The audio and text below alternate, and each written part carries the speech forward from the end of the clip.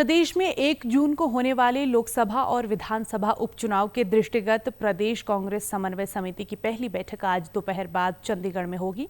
प्रदेश प्रभारी राजीव शुक्ला की अध्यक्षता में होने वाली इस बैठक में लोकसभा चुनाव और विधानसभा उपचुनाव के लिए प्रत्याशियों पर मंथन होने की उम्मीद है। साथ ही पार्टी नेताओं में आपसी तालमेल बैठाने को लेकर भी बैठक में चर्चा होने की संभावना है। समन्वय समिति की बैठक में चुनाव से पहले सरकार और संगठन की नाराजगी को दूर करने का भी प्रयास रहेगा। समिति में मुख्यमंत्री सुखविंदर सिंह सुक्खू सहित कुल 6 सदस्य, कांग्रेस प्रदेश अध्यक्ष प्रतिभा सिंह, उप मुख्यमंत्री मुकेश अग्निहोत्री, धनीराम शांडिल, रामलाल ठाकुर और कौल सिंह ठाकुर को शामिल किया गया है। माना जा रहा है कि ये समिति सरकार और संगठन के बीच तालमेल बैठाने का काम करेगी। और इस खबर पर ज़्यादा जानकारी के साथ हमारे संवाददाता योगराज फोन लाइन पर हमारे साथ जुड़ चुके हैं। योगराज, पहली बैठक होने जा रही है चुनावों के मद्देनज़र, तो ऐसे में क्या संभावनाएं जताई जाए कि क्या कुछ खास इस मीटिंग में रहने वाला है प्रत्याशियों के नाम पर मंथन को लेकर के? जी हाँ, बिल्कुल। दोपहर बाद चंडीगढ़ भवन में ये बैठक बुलाई गई है। 3 बजे के आसपास ये बैठक शुरू होगी, जिसपे हिमाचल प्रदेश कांग्रेस के जो प्रभारी हैं राजीव शुक्ला, वो विशेष तौर पर रहेंगे और अध्यक्षता करेंगे इस बैठक की।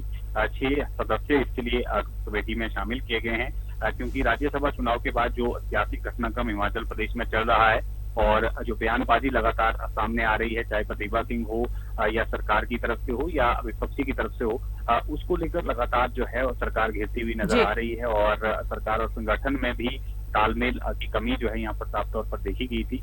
इन सभी कमियों को दूर करने के लिए और लोकसभा चुनाव में और विधानसभा के जो उपचुनाव होने हैं उसमें पार्टी को जीत दिलाने के लिए इसमें मंथन होगा और पार्टी के जो प्रत्याशी बनाए जाने हैं उसकी जो अंतिम सूची है वो भी संभावना है कि प्रभारी जो राजीव शुक्ला पहुंच रहे हैं उनको सौंपी जाएगी। हाईकमान के पास वो इस सूची को देंगे, जिसके बाद हिमाचल प्रदेश में कांग्रेस पार्टी 4 लोकसभा सीट और 6 जो चुनाव विधानसभा के होने हैं उसमें प्रत्याशियों के नाम पर मोहर लगाएगी। लेकिन काफी महत्वपूर्ण रहने वाली ये बैठक, क्योंकि पहली ये बैठक है और संगठन और सरकार में जो तालमेल की कमी देखी जा रही थी उसको लेकर जो है इसमें रणनीति तय की जाएगी कि किस तरह से संगठन के लोगों को और सरकार में जो लोग बैठे हैं आपस में सामंजस्य बैठाना है, तालमेल बैठाना है, ताकि एक एकजुटता का जो संदेश है वो प्रदेश के कांग्रेस पार्टी के जो कार्यकर्ता हैं उनके बीच में जाएं, ताकि वो चुनावों में जो है वो बेहतर परफॉर्मेंस करते हुए हिमाचल प्रदेश में लोकसभा की सीटों पर भी जीत दर्ज करने के लिए काम करे और जो विधानसभा के उपचुनाव होने हैं उसके लिए भी आज जो है वो काम करे। तो एक बड़ा संदेश देने की कोशिश आज रहेगी। बिल्कुल। देखना होगा क्या कुछ इस बैठक में निकल कर आता है।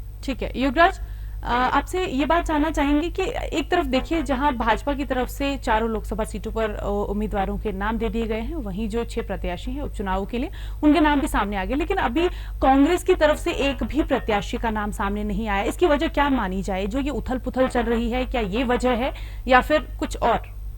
देखिए, बिल्कुल इसका असर तो है ही, क्योंकि जिस तरह से 6 कांग्रेस के जो ये बर्खास्त बागी विधायक हैं ये बीजेपी में शामिल हो गए हैं। ऐसे में कांग्रेस की मुश्किलें ये है, हो सकता था कि इसमें से भी कोई जो है वो लोकसभा सीट के लिए प्रत्याशी बनाकर कांग्रेस भेज दी, लेकिन उससे पहले ही बीजेपी में ये विधायक चले गए हैं। अब मुश्किल कांग्रेस के पास ये हो गई है कि प्रत्याशी नहीं है और जो लोग हैं वो भी चुनाव लड़ने से मना कर रहे हैं। प्रतिभा सिंह ने बीते दिनों बयान दिया था कि वो मंडी से लोकसभा सीट चुनाव नहीं लड़ेंगी। हालांकि उसके बाद उन्होंने ये जरूर कहा है कि पार्टी हाईकमान अगर प्रेशर करेगा, चाहेगा तो इस पर विचार करेगी। तो इस तरह के घटनाक्रम सामने आ रहे हैं। कांग्रेस के पास प्रत्याशियों को लेकर जो है मंथन अभी चल रहा है और तय नहीं हो पा रहा है कि किसे प्रत्याशी बनाया जाए। दूसरी तरफ बीजेपी जो है वो प्रचार में भी जुट गई है प्रत्याशियों का ऐलान करके। तो ऐसे में सरकार जो कांग्रेस हिमाचल प्रदेश में चल रही है और जो संगठन है उसके बीच में जो तालमेल की कमी है, ये भी एक बड़ी वजह है कि प्रत्याशी का नाम फाइनल नहीं हो पाया है, क्योंकि तालमेल की कमी है। तो ऐसे में प्रत्याशी को चुनाव मैदान में उतारा जाए, बिल्कुल युवराज, नहीं बन पा रही है। जी,